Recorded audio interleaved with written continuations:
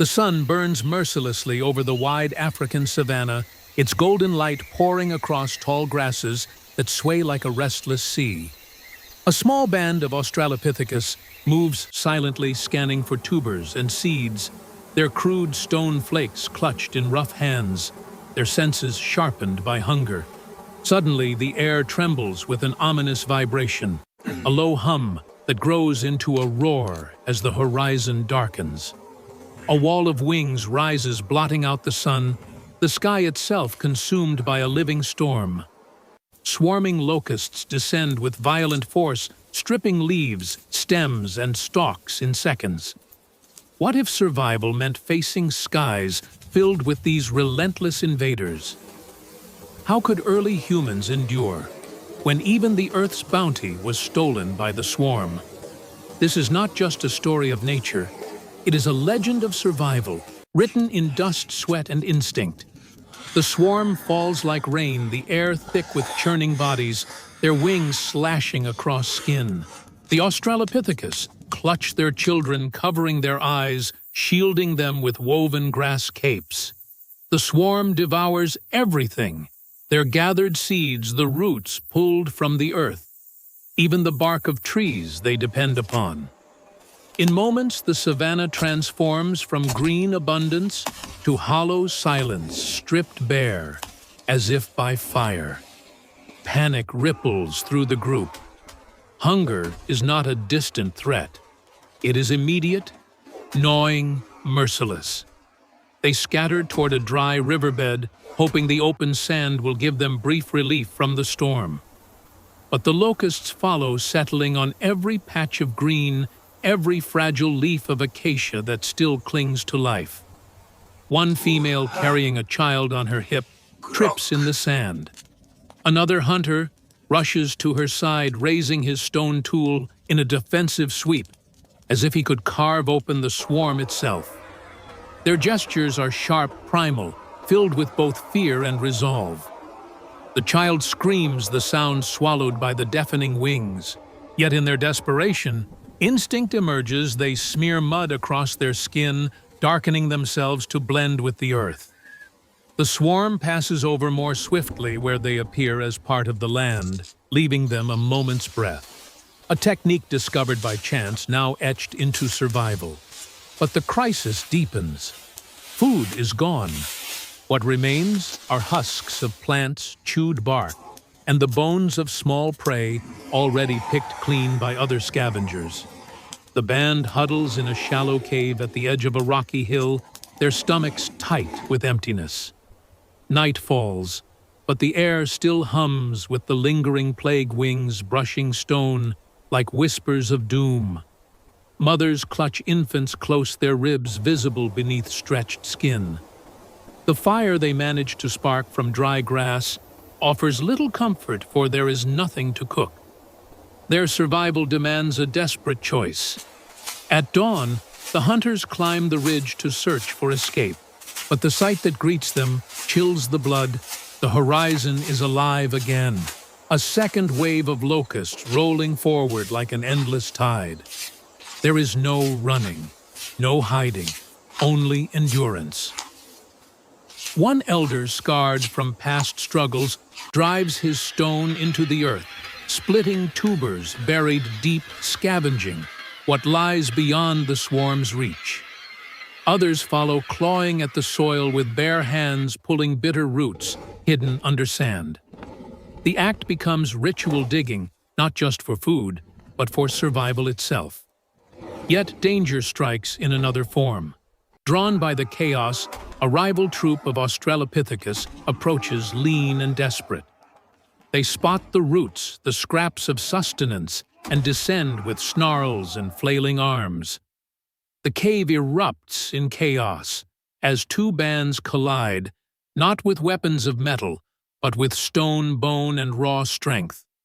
The swarm above roars like a curse, wings blotting out reason as survival drives them into conflict. And here in this crucible of hunger emerges the first spark of unity.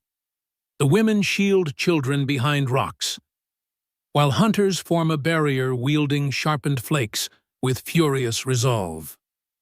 Bloodless but brutal, the clash is decided not by death but by desperation. The rival troop driven off by sheer force of will, their cries fading into the swarm, exhausted, battered, but unbroken. The band gathers what little food remains, their breaths ragged, their eyes fierce. The locusts will return, the storms will not cease. But for now, in this night of firelight and shared hunger, they endure together. They have not only survived the swarm, they have carved memory into instinct legend, into flesh. The morning after the clash, the savanna lies like a battlefield, trees stripped to skeletal branches, grass reduced to dust, and the air still quivering with echoes of wings. The band of Australopithecus moves slowly, weary bodies silhouetted against the rising sun. Their feet drag across the cracked soil, yet their eyes stay sharp, searching for signs of life in a world reduced to shadow.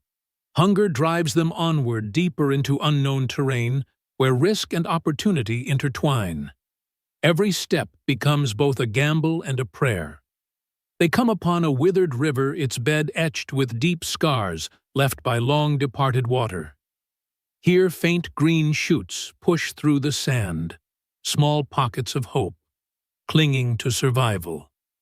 The group crouches low, pulling shoots, chewing bitter stems that sting the tongue, but ease the emptiness in their bellies. Children gnaw at roots softened by fire, their small hands clutching fragments as if they were treasures. Yet even here, danger coils beneath the surface. Insects rise from the sand, stinging mercilessly, and scavenger birds circle above, waiting for weakness to turn into death. Suddenly, a shadow moves across the riverbed. The band freezes. From the reeds at the edge, a hyena-like predator emerges, drawn by the smell of desperation. Its massive jaws, bone-crushing and relentless, mark it as a rival not just for food, but for dominance over the carcass-littered land. The hunters spread instinctively, brandishing stone flakes and sticks hardened by fire. They shout with their bodies, raising arms, stomping the earth, trying to make themselves appear larger. The predator lunges, teeth bared, only to be met with a rain of stones hurled with raw, primal force. One strikes its flank, another its muzzle, sending it snarling back into the reeds. The group exhales as one relief coursing through their exhausted frames. Survival demands not only endurance against swarms, but courage against predators emboldened by famine. But the locusts are not finished. As the sun climbs higher, a new wave begins to gather on the horizon, a black curtain rolling toward them. The ground trembles, the sky darkens once again, and terror grips the band. They cannot remain exposed. With hurried gestures, they retreat toward the shelter of jagged cliffs, guiding children and elders through narrow passes. The swarm descends with violence, tearing through what fragile greenery had remained. The cliffs echo with the maddening buzz, yet their stony walls form a shield. The group huddles in the shadows, covering their mouths, with leaves pressing their bodies against the cool rock as the living storm rages past. In the dim shelter, survival turns inward. They share what little food remains, roots divided among many hands, each piece rationed like sacred offering. Mothers crush stems into paste to soothe the lips of infants. The elder once again digs into the soil near the cliff's base, pulling out hidden bulbs untouched by the swarm. Each act of discovery feels like victory, each swallow like defiance against extinction. When night falls, the swarm finally drifts onward, leaving silence in its wake. The stars blaze above, brighter than before, and for the first time in many days, the band breathes without the roar of wings. Around the fire, their faces glow with a fragile sense of triumph. They have not escaped the locusts, they never will. But they have learned survival lies in the soil in unity, in resistance to both beast and swarm. The legend of the swarm is born here in this cave under these stars. A tale etched not in words, but in firelight and memory, passed on through gestures, scars, and the enduring rhythm of life against endless hunger. As dawn breaks once more, the savanna glitters with silence, stripped bare yet shimmering with resilience. The band of Australopithecus steps cautiously from the cliffs, their bodies lean but unbroken. They move together, carrying infants on hips, sharing roots pulled from the earth, their footsteps weaving a trail of endurance across the wasteland. The memory of wings still haunts them, yet they have carved strength from terror. They gather near a lone acacia that survived the storm circling beneath its branches. One by one, they share the last tubers, the act transforming into ritual of feast, not of abundance, but of unity. In their hunger, they have discovered something greater. Survival is not endured alone.